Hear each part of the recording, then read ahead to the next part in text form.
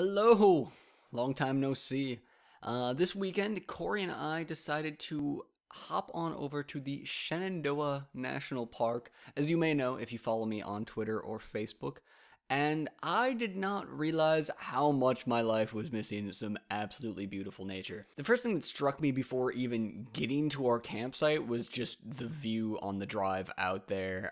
There's little pull-offs where you can go and look at just, both the things around you and the things far away, and the view is absolutely amazing. You're on top of a mountain in the Appalachians, and you can see all of the other mountains surrounding you, and it's just absolutely beautiful. First night that we were there, we pretty much just got there and set up camp, and that was about it. We went and saw a presentation on keeping memories of Shenandoah National Park by a ranger named Bob, which seems like the name all park rangers should have, in all honesty. Our first full day there, we set out to hike the Jones and Doyles rivers.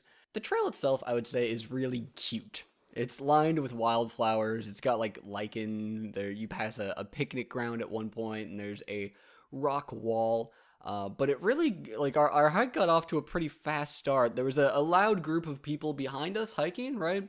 And so we went off to the side to shoot some random video or take some pictures or whatever and let them pass us. And as soon as they passed us, and they like I said, they were being loud, they like walk around the corner and like in Scooby-Doo fashion come running back around the corner. And they're like, there's a bear cub, there's a bear cub. And I'm looking for, like the bear and trying to like pull out my camera at the same time and wondering if this bear cub has a bear mother that's maybe really close. And the bear came like probably about 25 feet away from us, and I'm digging out my camera. I'm trying to get it out, and I managed to shoot this awesome bear footage right here.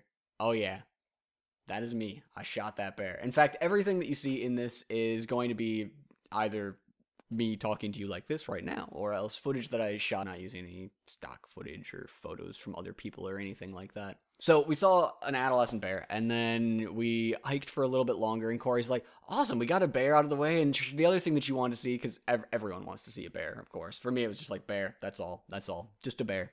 She also wanted to see a wild turkey. And we, we just continue walking, and we see a deer, actually. And as we look over at the deer looks back at us, and then out of the corner of our eye, a wild turkey jumps over a tree and runs away really fast. So I don't have footage of that. The wild turkey was too dang fast for me. But I got footage of this deer just staring me down. Turns out the deer was on a date. Oh, he's got his little horns. They're necking. So cute. Such a cute deer. So that was great. We got all the wildlife, just front loaded it all on the tour, and then hiked it out. The real purpose of going on this hike is to see the Jones River Falls and the Doyles River. It's awkward. It's not Doyle, it's Doyles. But the upper and lower falls.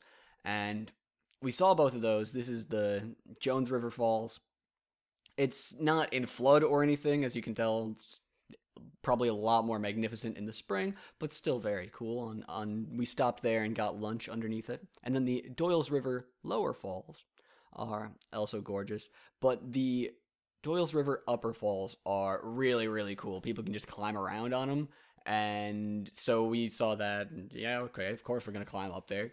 And there's a rainbow at the base of this waterfall. The time that we were there, we just must have gotten there at the exact right time in the day, so that was really cool. There's also some, water bugs plinking around here. After you see that, it's a pretty straight up, just, hike along a fire road. At least the elevation changes aren't as grueling as they are for the rest of the hike, so it goes a little bit faster, but we did see a pretty cool butterfly on the way out of that hike.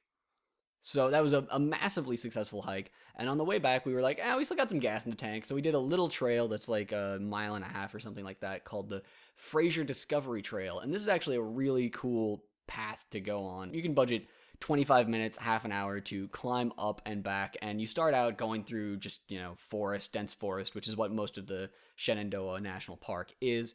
But you get to the top, and suddenly it's rocky at the top, and there's little succulents. There's a great panoramic view up there.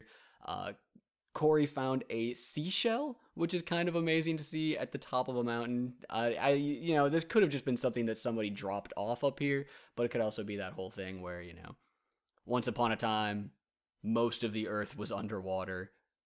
So maybe it's just a seashell that belongs there. That we did see another one, so probably actually just naturally occurring seashells. Pretty sweet.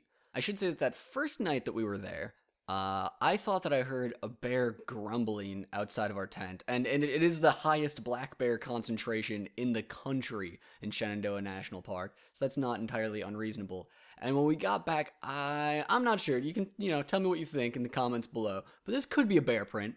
Could be a bear print. And it's on the bear saver, so we don't know. Corey said that she did hear something knocking into the bear saver the night before, and she said that before we thought we saw the print.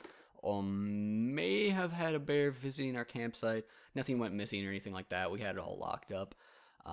But then we were scared of the bear, so we drank some local beer and we fried up some shish kebabs and we ate and drank our fear away, and it was good.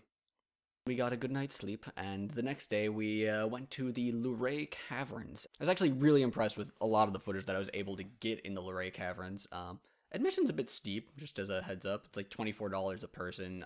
You can get you can get buy one, get one half off, which helps mitigate it a little bit. And it's an hour-long tour, but it is a once-in-a-lifetime experience. The caves are absolutely colossal and sprawling and have some things that you will not have many opportunities in your life to see. Just absolutely gorgeous structures, stalactites, stalagmites, columns. It's all there, folks, and it is really, really pretty. So I hope that my footage did a somewhat good job of capturing that for you guys, at least. And one more thing, I'm sure a lot of you are curious what direction I'm going to be going with this channel. If any of you have any really strong feelings you'd like to voice in the comments below, I'd absolutely love to hear them. But I am thinking I'm just going to kind of keep this as a mixture of just whatever's interesting in my life. If I'm doing awesome things in video games, I will post them here. I'll just do the best to record all my gameplay and post stuff that would actually be interesting as opposed to just every time that I play a game. I've been playing Spelunky on PC lately. They've got daily challenges now, so that's one thing that I'm actually pretty confident. Expect one up, if not today, tomorrow. I'm going to be recording Grand Theft Auto 5 today, and putting together this video is going to take up a lot of time. So, yeah, let me know in the comments below what you guys want to see out of Tom Walks Through in the future. I do have my own ideas, but I would love to hear yours as well. See you next time.